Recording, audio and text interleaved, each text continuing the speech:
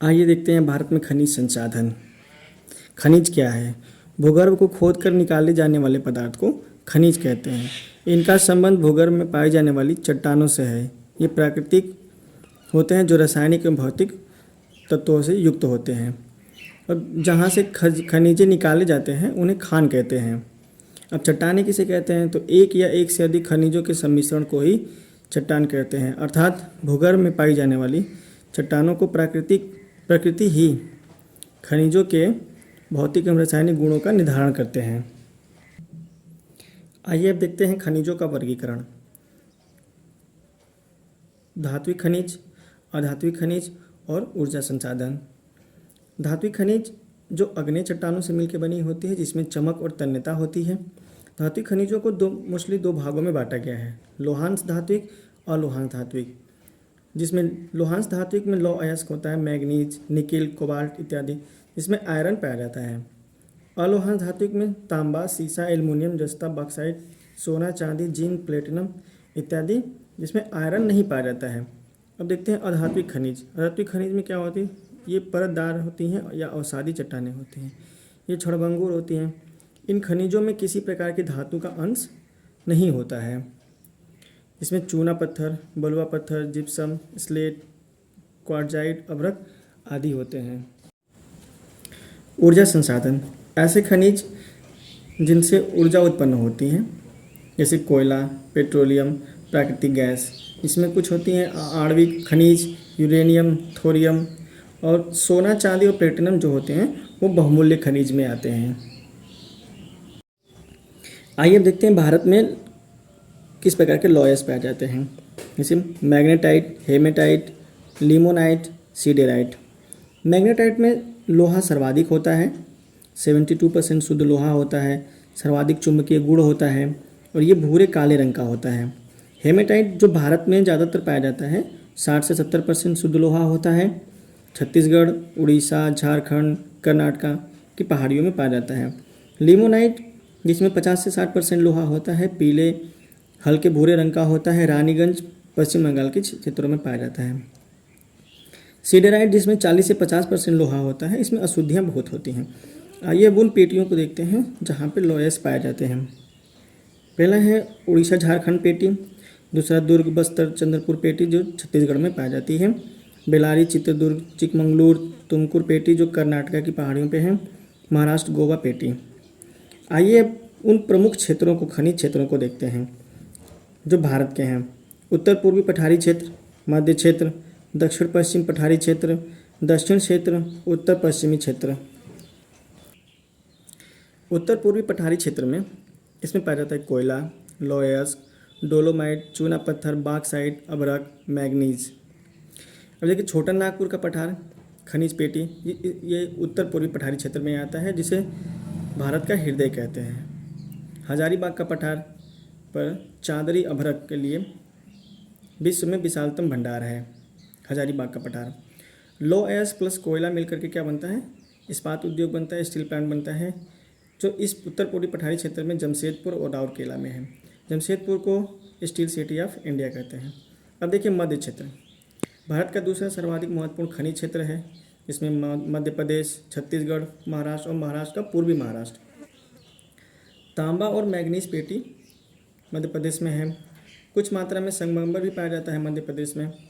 Graphite, चूना पत्थर, कोयला, मैग्नीज, लौह अयस्क इन मध्य क्षेत्रों में पाया जाता है। अगला है दक्षिण पश्चिमी क्षेत्र।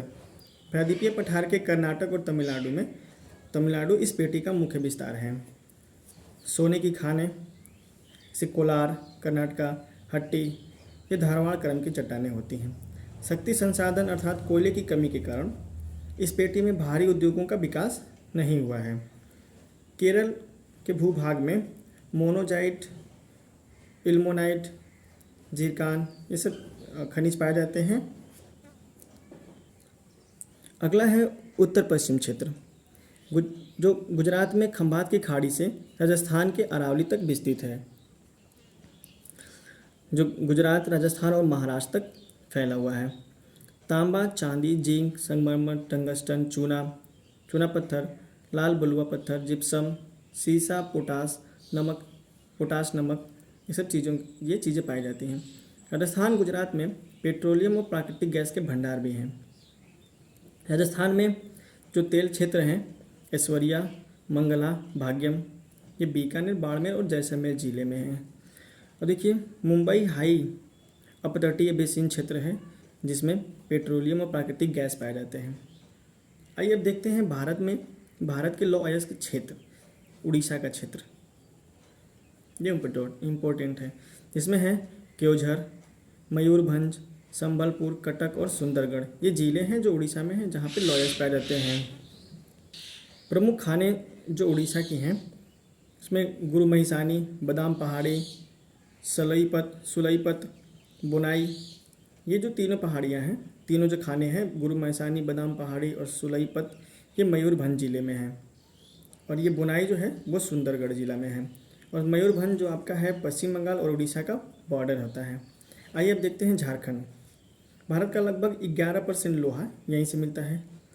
यहाँ नोवामुंडी, गुआ, सिंहभूमि, जामड़ा, किरीबुरी और पलामू जिला जो डाल्टनगंज का जो क्षेत्र है ये झारखंड के ज़िले हैं।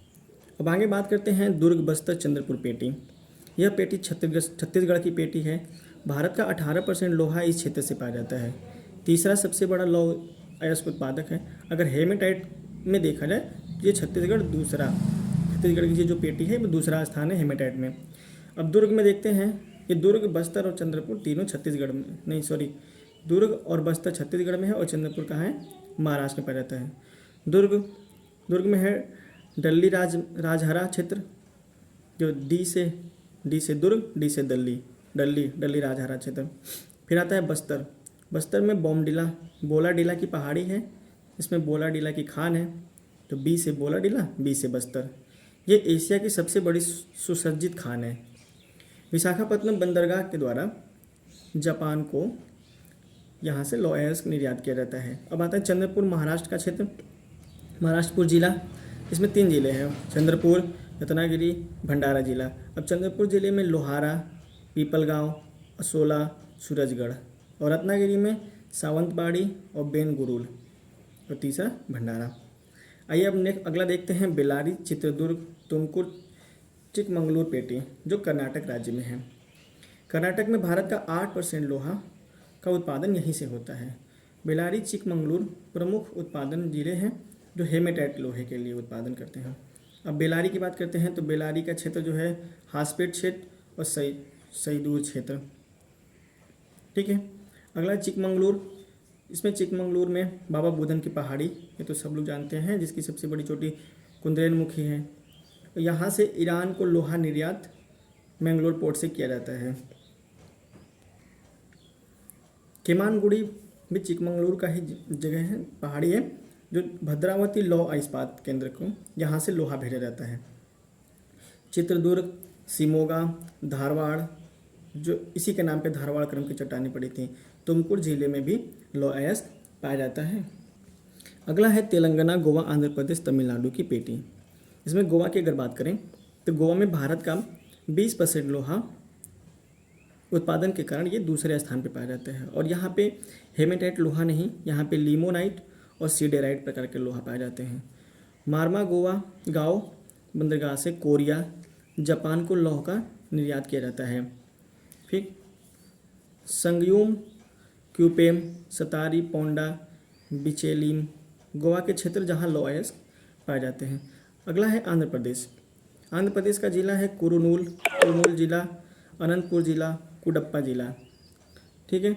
नेक्स्ट है तेलंगाना में वारंगल जिला और करीमपुर नगर, यहाँ पे लोहे के अयस्क पाए जाते हैं।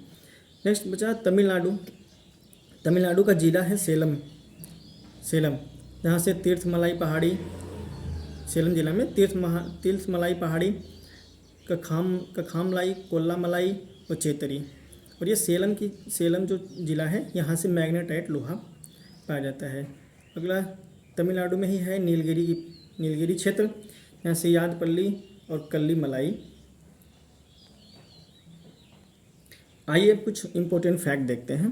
इसमें मैग्नेटाइट और हेमेटाइट के संचित भंडार का क्रम क्या है। इसमें उड़ीसा पहले नंबर पे है, झारखंड, कर्नाटक और छत्तीसगढ़, ये भंडार का क्रम है। अब ये उत्पादन का क्रम अगर देखें तो उड़ीसा उड़ीसा जो है वो उत्पादन और भंडार दोनों में पहले नंबर पे है। दूसरा छत्तीसगढ़। छत्तीसगढ़ की अगर बात करें मैग्नेटाइट और हेमेटाइट में तो छत्तीसगढ़ पहले स्थान पे है, लेकिन लिमोनाइट और सीडराइट की बात करें तो गोवा दूसरे नंबर पे स्थान पे है। सॉरी छत्तीसगढ़ मैग्नेटाइट और हेमेटाइट में दूसरे स्थान पे है, लेकिन अगर लिमोनाइट और सीडराइट प्रकार के लोहे की बात करें तो उसमें गोवा दूसरे स्थान पे आता है। तीसरे पे कर्नाटक और चौथे पे झारखंड। धन्यवाद।